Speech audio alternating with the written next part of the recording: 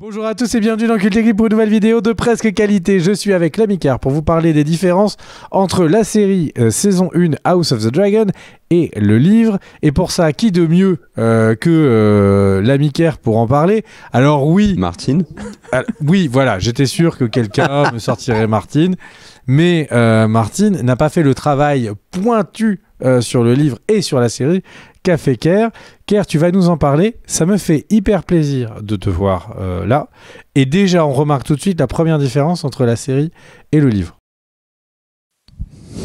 C'est quoi? T'es beaucoup plus souriant quand on parle de livre. Ah, alors, quelques petits points les amis, alors déjà bonjour, quelques petits points avant de partir dans cette longue liste de changements, parce que vous allez voir, il y en a énormément. Le premier point et le plus important qui va vous rassurer tout de suite, c'est qu'il n'y a aucun spoil sur les événements qui se déroulent après la saison 3 dans cette vidéo. Donc si vous avez vu les deux premières saisons d'House of the Dragon et que vous voulez savoir un petit peu ce qui se passe dans le bouquin, et ou si vous avez lu le bouquin, faire un récap un peu de toutes les différences avec nous, eh ben vous êtes bien. Le deuxième point, c'est que je voulais remercier tous les tipeurs qui, grâce à eux et leur soutien, on peut faire cette vidéo. Et donc voilà, donc c'est eux qui nous permettent donc de garder la tête hors de l'eau. Donc ça c'est très cool. Merci à vous. Merci à tous ceux qui regardent bien sûr la vidéo. Le troisième point, mon cher Greg, c'est que en fait, du coup, on avait au début sur la saison 1 et sur la saison 2, nous n'avions pas lu les bouquins, nous l'avons lu donc à la fin de la saison 2. Et je tiens quand même à dire, et je trouve ça exceptionnel, et tu pourras le confirmer mon cher Greg, mais dans la centaine, peut-être même milliers, j'ai pas compté, de commentaires sur les vidéos House of the Dragon, eh ben nous n'avons jamais eu une personne qui est arrivée comme un gros bourrin pour spoiler la fin du bouquin. Et ça, mine de rien, maintenant qu'on connaît nous la fin, je trouve ça très chouette et je voulais remercier les gens qui avaient joué le jeu, les lecteurs qui n'ont pas voulu gâcher notre plaisir. Voilà, t'es d'accord avec moi là-dessus ? Alors, pas vraiment, et je vais développer en plusieurs points mon désaccord. Mon premier point, Ker, c'est que il y a eu des tentatives de spoil, mais que Daniel a veillé au grain pour les retirer. Ah ça, c'est non. le premier truc. Le deuxième truc, ça, j'y crois pas. où je ne suis pas d'accord. La saison 1, il y avait, et c'est moi qui ai tout checké, il n'y avait pas eu de... S'il te plaît, Ker, j'ai près de 20 points de litige avec toi sur ce sujet. Alors, du coup, eh bien, commençons par Attends, j'ai pas fini. Pardon, le truc, peut-être. Non, il y a énormément de changements dans le bouquin dans la série par rapport au bouquin. Ça change forcément notre regard sur la série. Déjà le médium. Qu'on a critiqué saison 1 puis saison 2, et vous verrez, on fera une vidéo qui abordera plutôt le côté adaptation. Est-ce qu'on est d'accord avec certains changements? Est-ce que ça affaiblit pas la chose, etc. Il y a un truc qui m'a beaucoup étonné, c'est que également dans les commentaires, j'ai vu assez peu de personnes ne pas câbler sur le fait qu'il y ait autant de changements. Parce que quand on lit le bouquin et qu'on regarde la série, je pense que là, il y a un moyen d'être très surpris. Et j'ai hâte de voir la saison 3, et je sais que toi aussi, parce qu'on va découvrir certains changements qui, à mon avis, vont être vénères. Mais je précise juste que cette vidéo n'est pas une critique de la série par rapport à l'œuvre. Ça, comme j'ai dit, ça sera une autre vidéo. Là, on va plutôt faire un listing des différents changements. Voilà, mon cher. Je me permets de réagir par rapport à tes remarques qui ont été extrêmement longues. Par moi-même, je voudrais commenter en 20 points. Du coup, mon premier point, c'est le truc qui va être sans fin. Donc en fait, non, ce que je voulais dire, c'est que je suis entièrement d'accord. J'étais extrêmement surpris à de très nombreuses reprises que les personnages étaient différents, que les enjeux des personnages étaient différents, que les scènes ont des sens très différents entre le livre et la série, et que effectivement, dans les commentaires, jamais personne n'en ait plus parlé que ça, là où sur Game of Thrones, c'était énorme toutes les semaines, des remarques sur les changements. Et les anneaux de pouvoir aussi. Sur les anneaux de pouvoir, il y a beaucoup de... Moi, je pense que sur les anneaux de pouvoir, il n'y a pas tant que ça de différence avec les livres. J'arrive pas à le dire sérieusement. Donc du coup, c'est vrai que j'étais très surpris que c'est pas un point qui a été plus relevé, parce que des changements, il y en a beaucoup. Ouais. Alors, on recontextualise un petit peu. Quand on vous parle de bouquin pour House of the Dragon, c'est ça. C'est bien évidemment Feu et Sang, Fire and Blood, qui est sorti en 2018. Il y a plein d'éditions différentes. Là, c'était une intégrale que je vous ai montrée. Qu'est-ce que c'est que Fire and Blood? Tu l'as juste montré parce qu'elle est plus chère et que tu voulais montrer que tu as la belle édition? Non, juste pour contextualiser, voilà. Mais le truc que je voulais un peu présenté, c'est que House of the Dragon, donc c'est la danse des dragons, c'est un passage de ce bouquin. C'est pas l'intégralité du bouquin qui est adapté en série. Qu'est-ce que c'est que Feu et Sang? En fait, c'est l'histoire des Targaryens depuis qu'ils ont débarqué à Westeros, depuis la conquête, plus précisément de d'Aegon Ier, qui a été le premier roi des 7 couronnes. Donc, ce bouquin a été faussement écrit par l'archimestre Gildain, en s'appuyant sur plusieurs sources. Et c'est vachement important de le préciser, vous allez dire pourquoi il nous parle de ça. Dans le bouquin, très souvent, ils expliquent qu'il y a plusieurs versions d'un même fait. Une version qui est racontée par les maîtres, donc le premier c'est, alors je vais massacrer son nom, tant pis, soit ça se dit Runciter, soit ça se dit Rinciter. Ensuite on a Orwell, etc. D'un autre côté, donc on a les autres successeurs maîtres. D'un autre côté, on a le septon Eustace, qui est le confesseur de Viserys, etc. On a la version des septons, et enfin on a la version qui n'est pas du tout présente dans la série, d'un personnage qui s'appelle Champignon, qui est donc le fou, qui est un nain, qui est jugé simplé dans le bouquin, et qui lui est complètement absent donc de la série House of the Dragon. Et pourquoi est-ce que je cite ça? C'est que quand il y a un événement et qu'on a 3 versions, et ben la série ne pouvant pas raconter 3 versions, forcément, puisque là ça n'est pas un récit écrit, et ben va faire un choix. Et parfois, dans ces 3 versions, mon cher Greg, ça arrive d'ailleurs très souvent, elle prend la 4e, celle qui n'était pas écrite, et les scénaristes d'House of the Dragon se disent bof, tant pis, on fait à notre sauce. C'est les scénaristes des Anneaux de Pouvoir qui nous ont dit que ça marchait bien, comme ça, que ça plaisait au public. Voilà. Est-ce que tu es prêt pour les grands changements, mon cher Greg? Eh bien oui, mon cher K, je voudrais juste rajouter un petit point. C'est que dans la version que tu as montrée, il y a de nombreuses illustrations qui ne sont pas faites au pif, puisqu'elles ont été validées par Martin comme étant sa vision de Westeros et du continent. Et dedans, il y a pas mal de choses qui sont très différentes de ce que peut-être le grand public, ou même nous... voilà. Et donc on voit... Là, c'est Daenerys. Kerr dans un camp. Et ça, c'est un grand changement. Hein. Et pas tant que ça. Hein. T'as plus de beubars, mais par ça. Et donc du coup, par exemple, c'est vrai que quand on pense au Trône de Fer, on a tendance à penser au Trône de Fer de la série Game of Thrones. Et j'ai envie de dire à plein de raisons, puisque même il y a des livres qui sont sortis où c'est le trône qui est dans la série, qui est utilisé pour faire la première de couverture. Mais du coup, là, Martin nous montre à quoi ressemble le vrai trône selon lui. Et c'est plutôt intéressant de pouvoir voir ça et de voir effectivement la grande ressemblance entre Kerr et Viserys très très vieux. Jaehaerys, je crois que c'est plutôt... Ouais. Mais tu as eu raison, mon cher Greg, de parler de cette version-là avec les illustrations, parce que moi, par exemple, je n'ai lu que les illustrations. Donc, vous allez me connaître. Non, je rigole. Non, le livre est très très bien et je pense que tu pourras confirmer. Nous, on a adoré. On y va pour les différents changements, mon cher Greg. Vous allez voir, je vais le faire de manière chronologique par rapport au bouquin, ça suit par rapport aux différents épisodes. Donc, ça vous permet de suivre si vous avez vu la série, bien évidemment. Si vous l'avez pas lu et pas vu, vous allez être en PLS. On y va. Le premier gros changement qui m'a moi marqué, alors, c'est quelque chose qu'on avait déjà vu dans le Trône de Fer et que HBO avait déjà changé, c'est l'âge des personnages. Dans la série, quand ça commence, Viserys est déjà sacrément âgé. Il a au moins 45, voire 50 ans, je dirais, mon cher Greg. En tout cas, c'est l'âge de l'acteur, même un peu plus.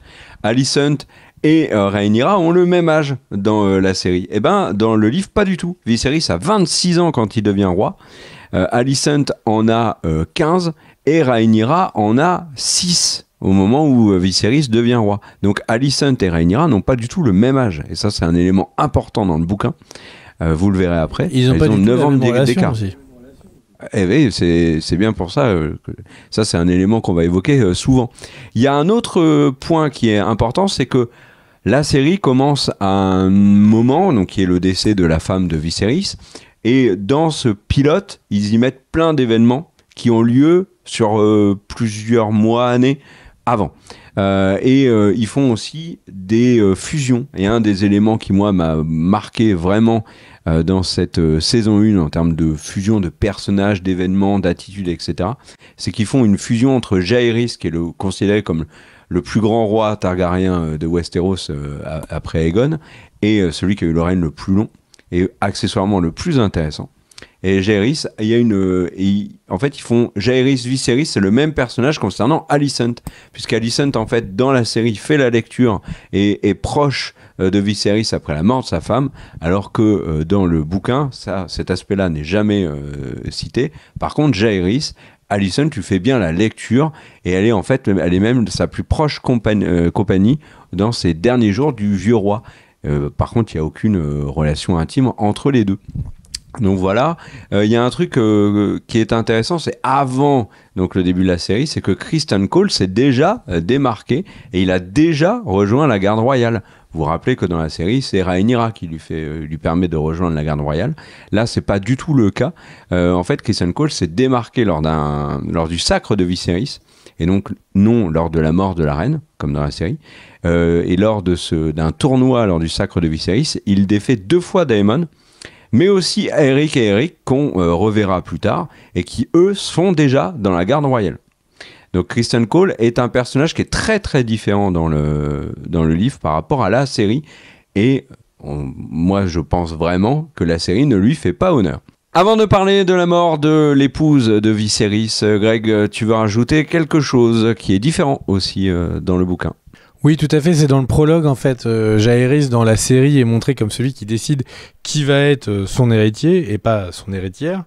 Et dans les livres, c'est un grand conseil qui est enjoint à Renal et qui doit du coup décider de qui s'occupera qui sera son successeur, comme s'il faisait une espèce de vote pas populaire mais de ses nobles, de qui va prendre la couronne, et ils choisissent Viserys.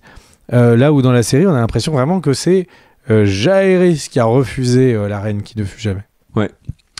Donc on arrive là maintenant à la mort de la reine et quelque chose qui change puisque Daemon, vous rappelez-vous, dans un bordel, qualifie Balon d'héritier d'un jour. Ça, c'est bel et bien dans le bouquin. Par contre, quand Viserys l'apprend, il n'y a pas de confrontation musclée avec Daemon, où il chasse Daemon et nomme dans la foulée sa fille héritière, car en colère avec Daemon. Il est bel et bien extrêmement déçu de l'attitude de son frère.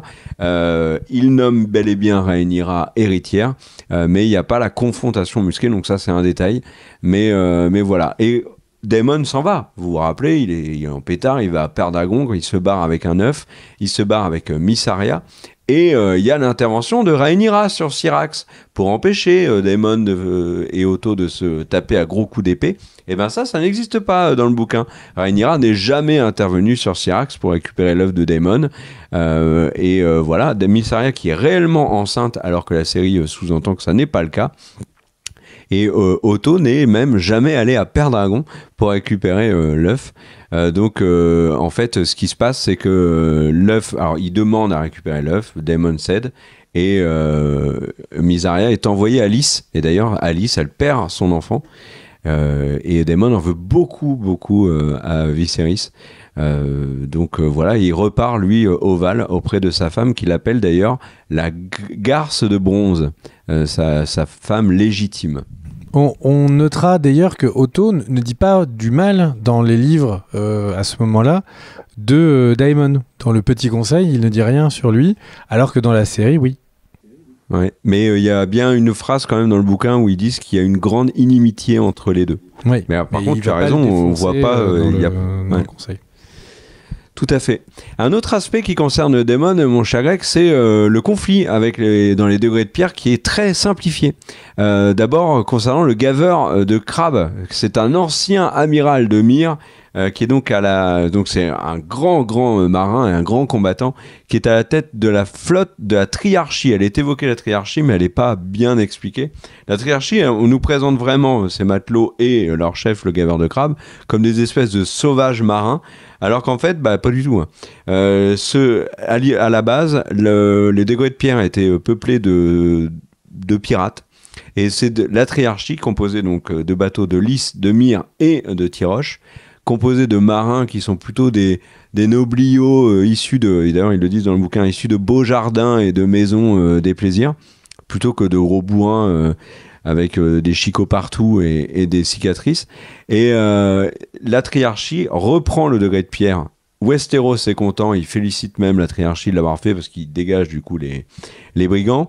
Et en fait, ils mettent une pression, ils mettent en place des impôts qui gênent énormément Corlys, qui fait que Corlys se tourne vers Daemon. Enfin, c'est plutôt Daemon qui propose son aide à Corlys pour chasser la triarchie.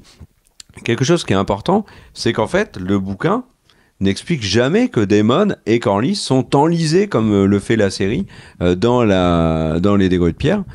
Par contre, ça dure très longtemps. Vraiment, ça dure longtemps. Mais Daemon enchaîne les victoires. D'ailleurs, il découpe le gaveur de crabe comme dans la série. Et il y a quelque chose qui est intéressant, c'est qu'il y a un personnage qui disparaît. C'est un capitaine Tiroshi, qui est celui qui prend la succession du gaveur de crabe, qui est présenté comme curieux et extravagant. Et en fait, quand on le lit, on comprend qu'ils ont fait une fusion, là encore, de ce capitaine Tiroshi et du gaveur de crabe. Donc ils ont vraiment simplifié. Ça change pas énormément de choses, mais le conflit au degré de pierre pour Daemon est plutôt une succession de succès que, alors à la fin, il s'enlise un petit peu, mais pas une espèce de déroute avec les Vélarions comme la série nous le fait comprendre, et avec Viserys qui se dit non mais on laisse se débrouiller, il a voulu faire sa guerre, etc. T'as eu le même sentiment, mon cher Greg ? Oui, et même j'ai envie de rajouter quand tu dis que Viserys dans la série dit non mais il a voulu faire sa guerre, etc. C'est totalement l'inverse dans le livre, puisque même il l'aide, il lui envoie des ressources à Daemon. Donc les deux frères ne sont pas du tout en inimité à ce point-là, à ce moment. On sent vraiment, on commence à sentir que la série crée des clivages qui n'existent pas et parfois en rajoute. Donc bon, voilà. Autre point, mon cher Greg, lié à la triarchie, c'est que Daemon n'a jamais tué sa femme dans le livre, contrairement au bouquin. Rappelons-nous un petit peu, Daemon repart au Val et tue sa femme donc avec une pierre. Et alors c'est un élément, mon cher Greg, qu'on va évoquer à plusieurs reprises dans cette vidéo, dans la prochaine sur la saison 2, puis même plus globalement sur la critique série par rapport au bouquin, c'est qu'en fait, dans la série, de manière assez étonnante, il dépeigne Daemon de manière bien plus négative qu'il ne l'est dans le bouquin, et le fait que ce soit un féminicide dans la série est quelque chose qu'on peut pas lui pardonner, et ça n'est pas du tout le cas dans le bouquin. Il n'a pas tué sa femme, et pour preuve, il n'y a même pas de débat, puisqu'en fait il est à ce moment-là en train de se battre justement contre la triarchie. Sa femme a bien eu une chute de cheval, elle s'est bien écrasé le crâne, et elle est morte 9 jours plus tard en se relevant et en faisant une chute. C'est vrai que la chute est étonnante. Mais Daemon n'est pas du tout dans le coup. Et quand Daemon revient, accessoirement, il est chassé par Lady Jane Déserier, donc celle qu'on voit dans la saison 2, lorsqu'il essaye de récupérer les terres et les titres de sa défunte épouse. Donc un premier gros changement sur Daemon. Et il t'a étonné ce changement, la mort de... le fait qu'il tue pas sa femme ? En fait, il change des trucs, mais il y a des choses qui n'adaptent pas, qui sont là. Il y a un moment, Daemon dans les bouquins tabasse quasiment à mort un messager qui vient lui dire que du coup le roi et Alicent vont se marier. Oui. Donc c'est pas non plus un gentil monsieur. Ah non, j'ai pas dit ça. J'ai pas dit ça. Ouais. C'est juste qu'il alors autre point, d'autres combats. Et il y a des timelines un peu étranges. Le combat de la triarchie dans les livres semble durer 2 ans, dans la série 3. Pourquoi ? Ils aiment bien le chiffre 3, on sait pas. Ouais, alors que dans la série, ça m'a l'air expéditif en plus. C'est un épisode, peut-être 2, et c'est tout quoi. Passons maintenant au mariage de Viserys et d'Alicent avec petite correction. Viserys n'a pas 26 ans quand il devient roi, il a 16 ans. Et là, à ce moment-là, Viserys est plus jeune, il n'a pas encore 30 ans quand il devient roi, quand il épouse Alicent. On est donc très loin de ce que nous dépeint la série, puisqu'on a un Viserys vieillissant, papy, on peut le dire, dans la série quand il épouse Alicent. Là, il a pas 30 ans, donc il est encore très jeune. Et il y a un gros changement, c'est que alors dans le bouquin, Otto manigance pour que sa fille soit présente le plus possible, mais c'est pas aussi bourrin que dans la série où il met carrément Alicent tous les jours avec Viserys pour qu'il y ait finalement un rapprochement entre les deux. Dans le bouquin, ce qui est bien précisé, c'est qu'en fait, Viserys est lui séduit par Alicent. Et c'est lui qui fait la démarche d'aller l'épouser et de la demander en mariage, alors que tout le monde lui conseille d'épouser Laena Velaryon. Donc, il ne veut pas du tout et il épouse Alicent. Ce mariage entre Viserys et Alicent, forcément, dans la série, tend les relations entre Rhaenyra et Alicent, la nouvelle épouse du roi. Et dans le bouquin, c'est très très très différent. On l'a déjà dit tout à l'heure, Rhaenyra et Alicent n'ont pas le même âge. Il y a 9 ans d'écart. Donc ils n'écoutaient pas les mêmes choses à la radio, ils ne regardaient pas les mêmes choses à la télé. C'est une génération bien différente. Et du coup, elles ne sont pas proches. Et quand Alicent devient la belle-mère, finalement, Rhaenyra le prend plutôt bien et elles sont assez proches pendant un petit moment. Mais très vite, elles ne le sont plus du tout. Elles deviennent de grandes rivales parce qu'elles seront jusqu'au bout. Pourquoi ? Le bouquin le dit bien. Elles veulent toutes les deux être la première dame du royaume. Rhaenyra parce qu'elle est l'héritière de Viserys. Alicent parce qu'elle est sa nouvelle femme et qu'elle espère avoir des enfants avec lui et que ses enfants prennent la couronne un jour. D'ailleurs, un autre élément qui change dans le bouquin par rapport à la série, c'est qu'Alicent, en robe verte, avec la naissance du coup, officiellement des verts et des noirs, ça n'a pas lieu au moment des fiançailles de Rhaenyra avec Laenor, mais dans un tournoi que gagne Criston Cole, un tournoi complètement différent.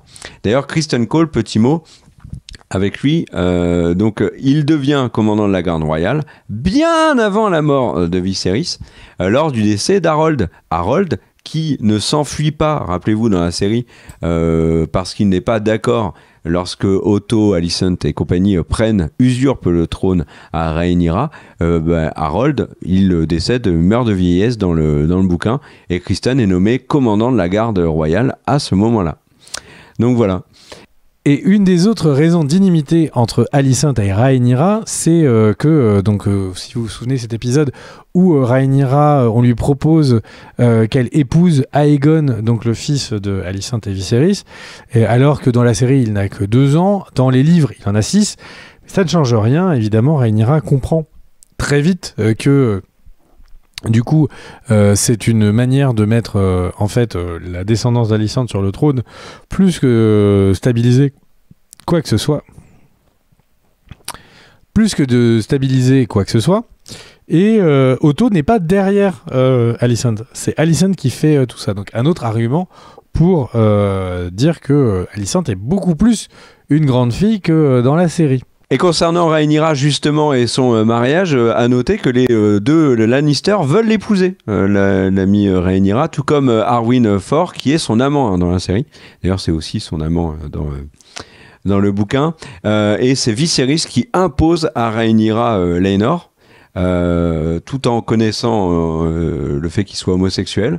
Et il la menace, Rhaenyra, puisqu'il lui dit que si elle n'épouse pas Laenor, il va mettre Aegon, donc qui est né, héritier. Donc ça, c'est la relation entre Rhaenyra et Viserys se tend un petit peu à ce moment-là, ce qu'on voit pas dans la série. Et là où Viserys est toujours droit dans ses baskets, il dit qu'il n'y a que Rhaenyra. Là, cette fois, ça n'est pas le cas.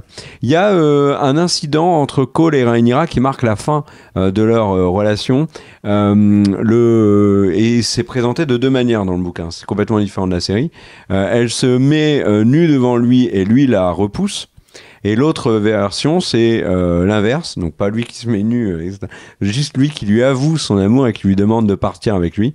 Et elle refuse.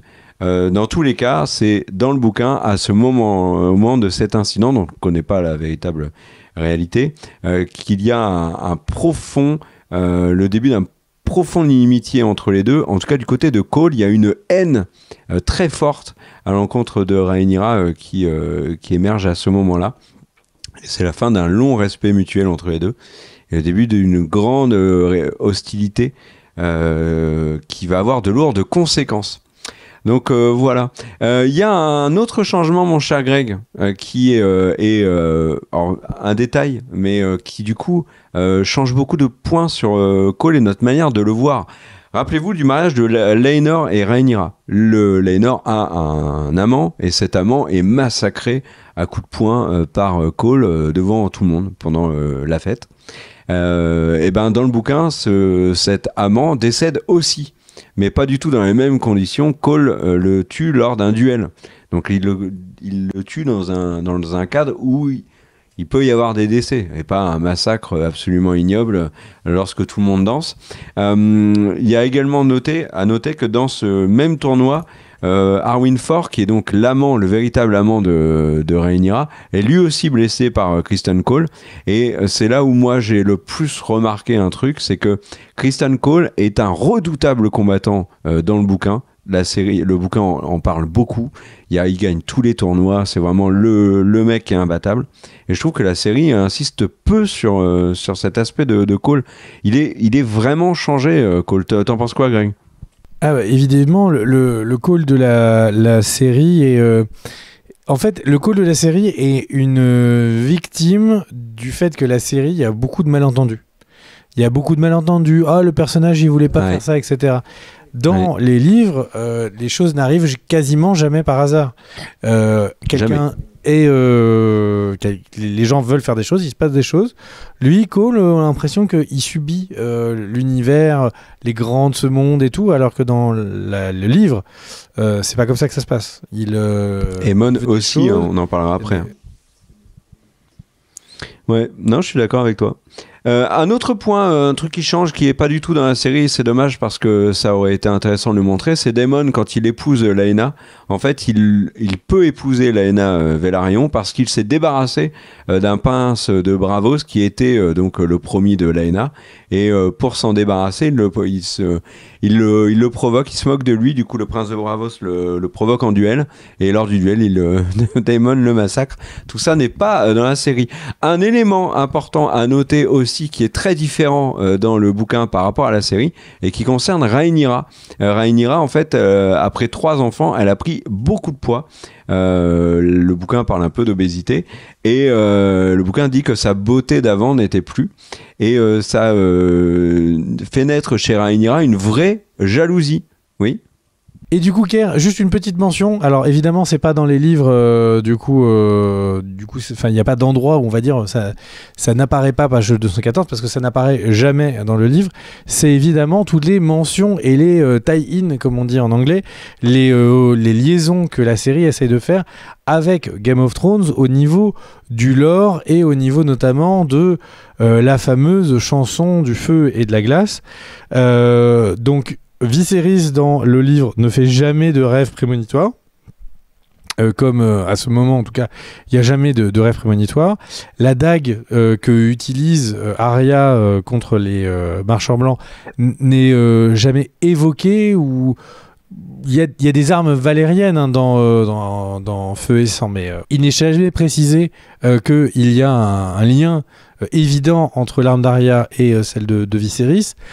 Et du coup, Viserys ne raconte pas la chanson du feu et de la glace à Rhaenyra, qui dans la série est vraiment une arme, et Claire vous en parlera après quand ce sera chronologiquement le sujet.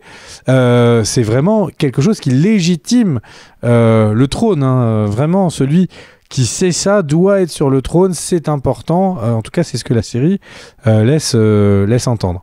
À noter également que quand Otto est licencié, quand Otto est viré du poste de main de roi, à ce moment-là, c'est pas parce que il est en train de donner des rumeurs sur Rhaenyra, mais tout simplement parce que le roi en a marre qu'il parle d'héritage tout le temps.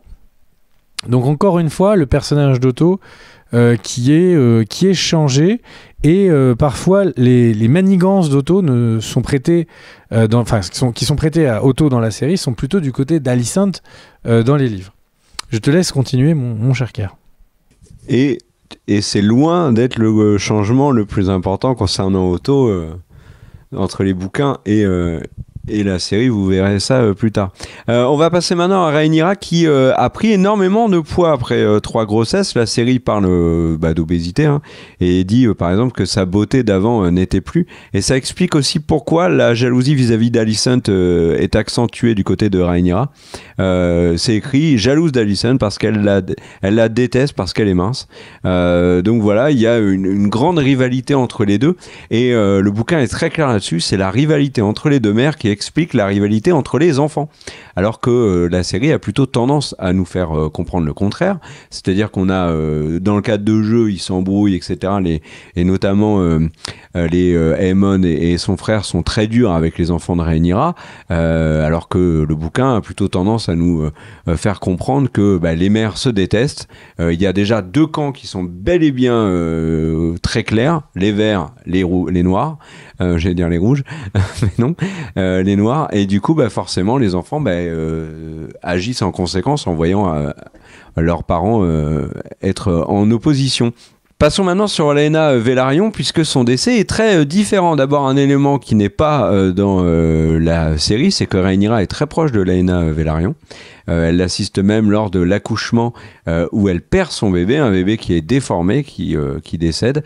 Et Laena craque et elle ne se remettra jamais de cet accouchement et elle meurt en essayant d'aller faire un dernier vol sur Vhagar. Il n'y a pas cette scène très marquante de la série où Daemon voit sa femme avancer vers Vhagar, Laena qui dit Dracarys à Vhagar et elle se fait bouler. Cette scène n'existe pas. D'ailleurs, il y a un autre changement majeur sur Vhagar après.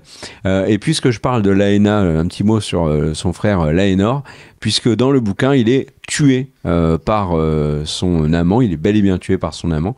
Il y a la fuite orchestrée est un ajout de la série et c'est cohérent puisqu'en fait du coup ça expliquerait pourquoi Fumée des mers sans mauvais jeu de mots, on vient pas là-dessus mon cher Greg, pourquoi Fumée des mers est dispo en fait dans la saison 2 parce qu'en fait si Laenor n'était pas mort Fumée des mers ne pourrait pas être monté par Adam. Voilà mon cher Greg. T'as un truc à rajouter sur Laena, oui, Laenor plein de petits trucs. Baela et Rhaena, en fait, dans les livres, sont des jumelles. Ce qui est différent dans la série. Laena, en fait, accouche à Driftmark et pas à Pentos. Ce qui est aussi... parce qu'on a l'impression qu'ils sont éloignés du monde. C'est vraiment un moment de la série qui est assez chouette. On a vraiment l'impression qu'ils sont exilés. Enfin, c'est dans leur discours et tout. Elle est à Driftmark.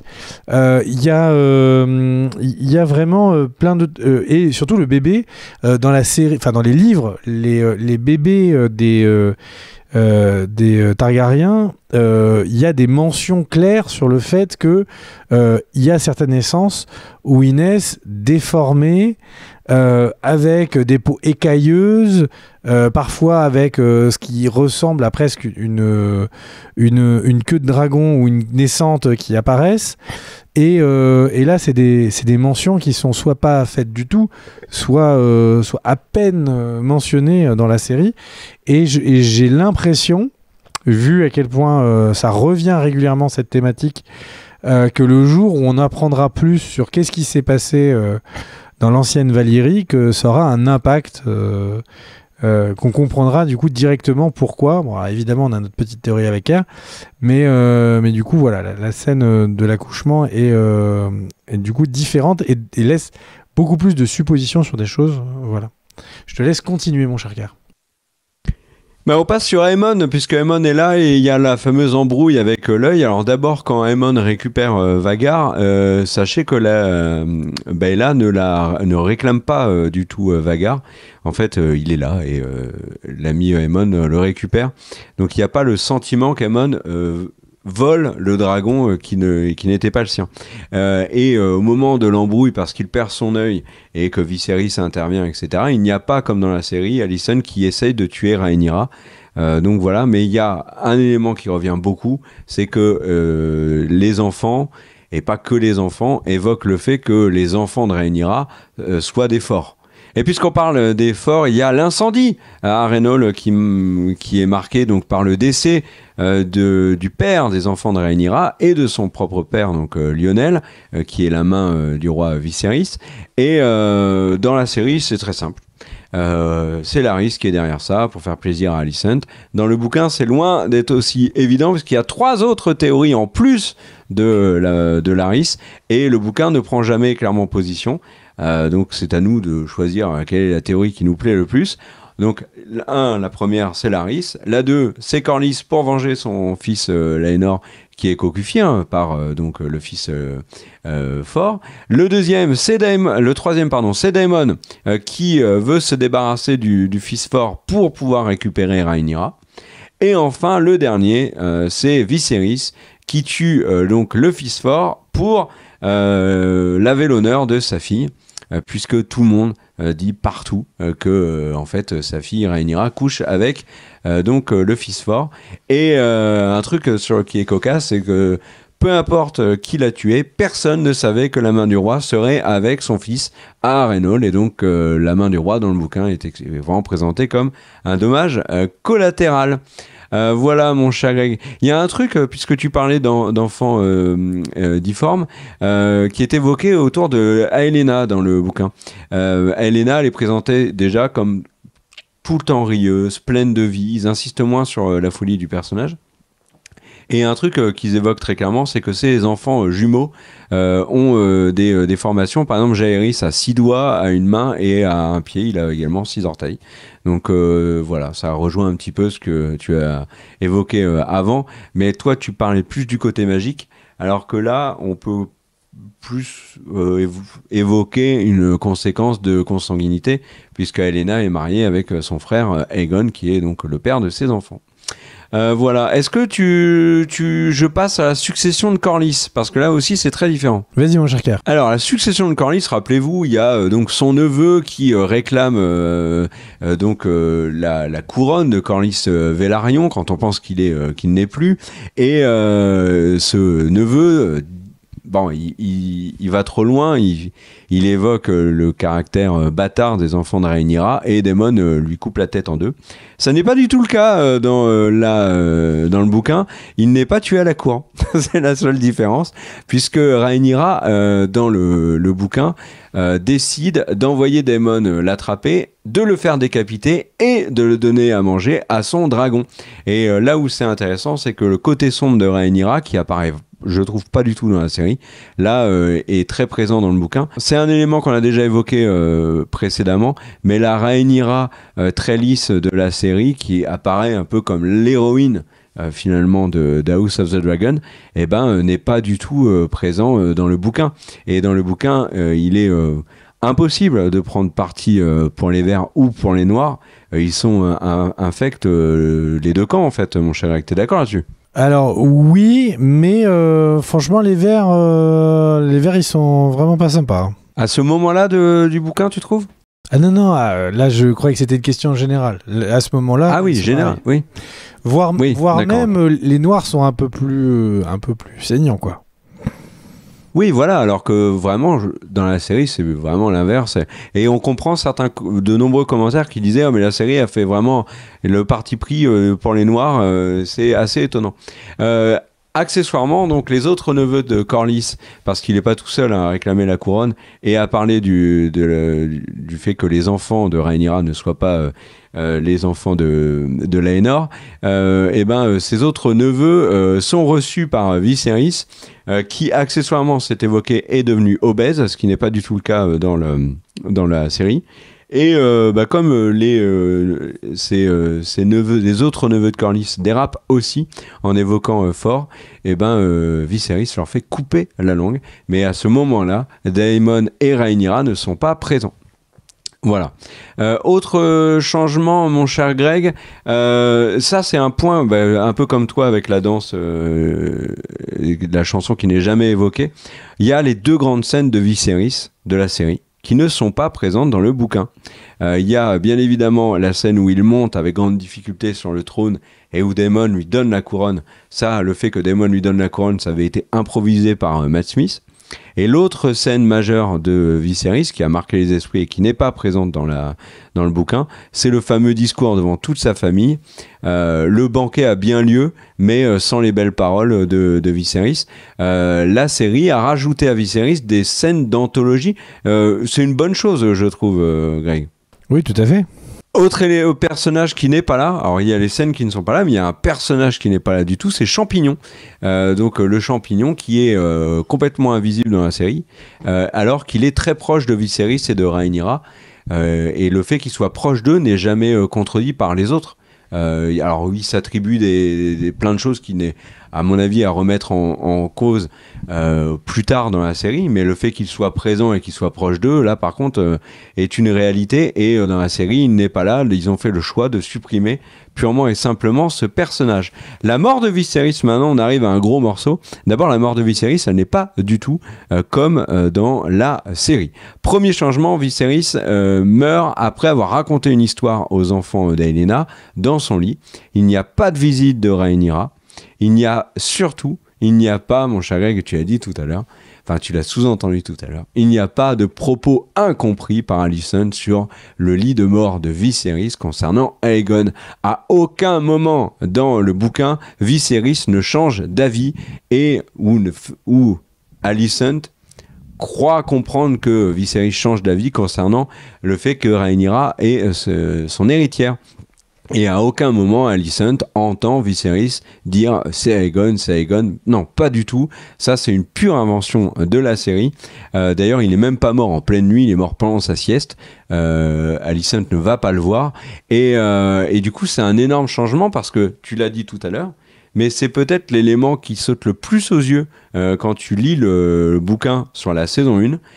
C'est que tous les éléments, là je vais un peu te paraphraser, c'est que tous les éléments un peu pas de bol de la série n'existent pas dans le bouquin. Ils assument complètement leur choix. Alicent assume le fait d'usurper le pouvoir. Et d'ailleurs, le conseil qui a lieu juste après la mort de Viserys, tout ça est également très différent dans le bouquin.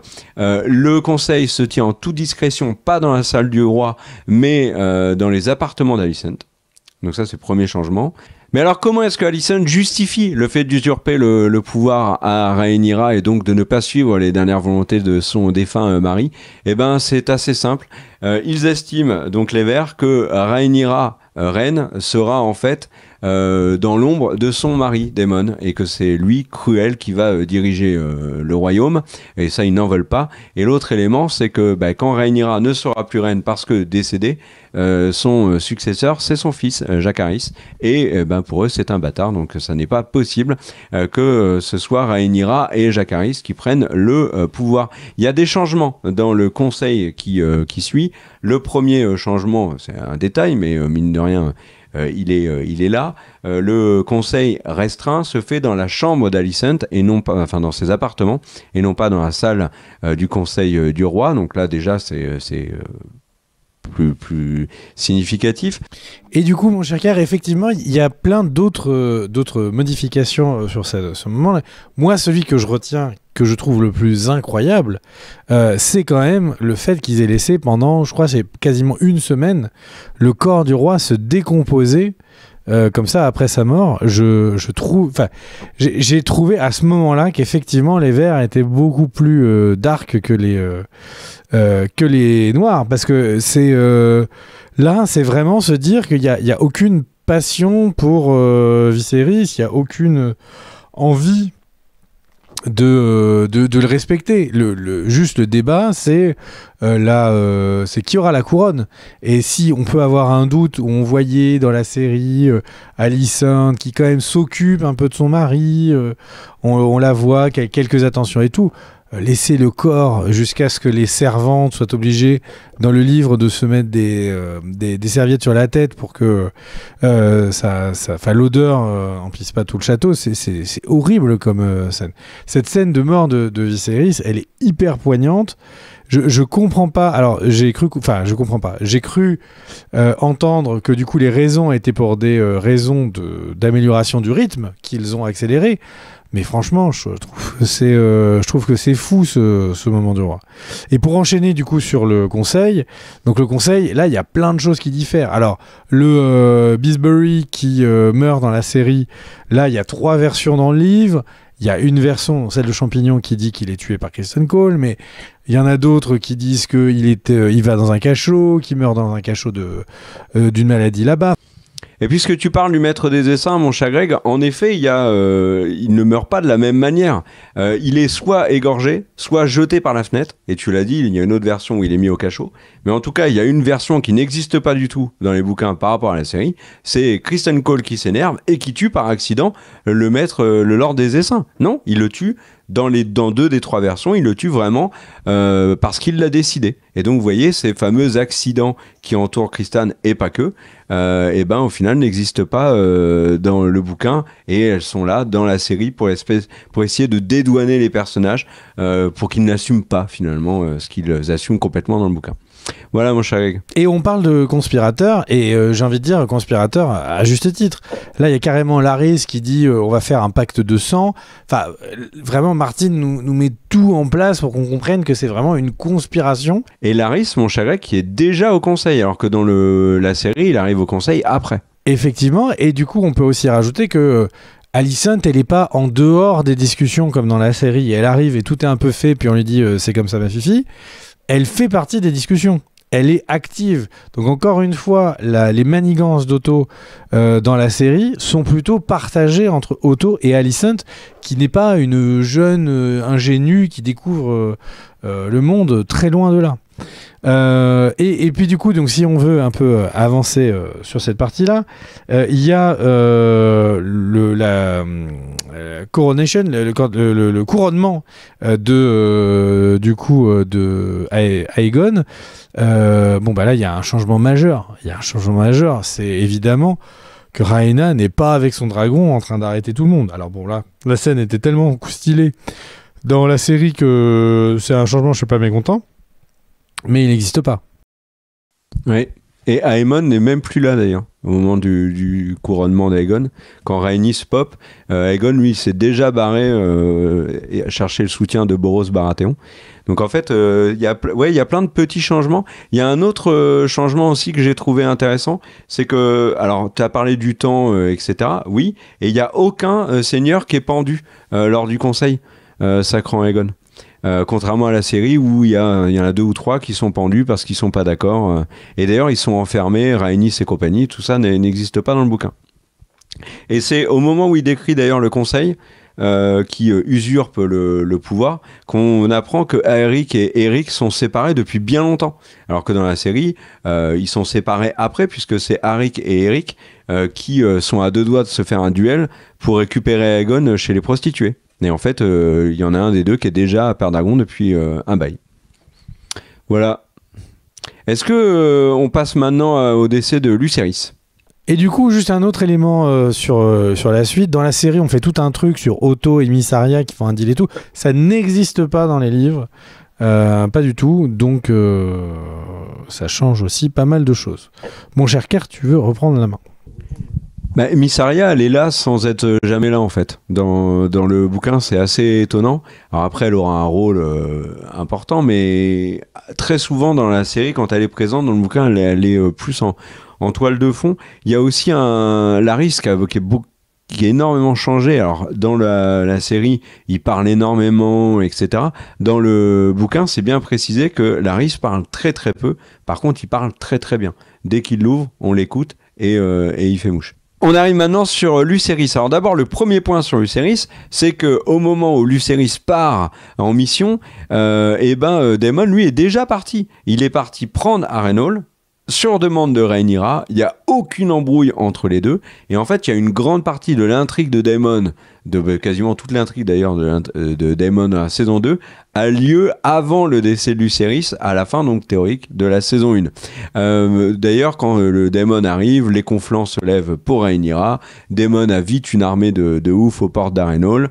Alice Rivers, qui a un rôle majeur dans la saison 2, elle est évoquée, notamment pour tous les mystères qui l'entourent, mais il n'y a aucune relation avec Daemon.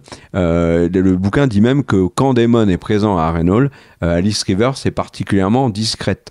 Donc voilà. Concernant Lucerys, il y a bien toute la scène avec Lucerys et Aemon, quand ils sont confrontés, donc quand ils rencontrent le seigneur Baratheon.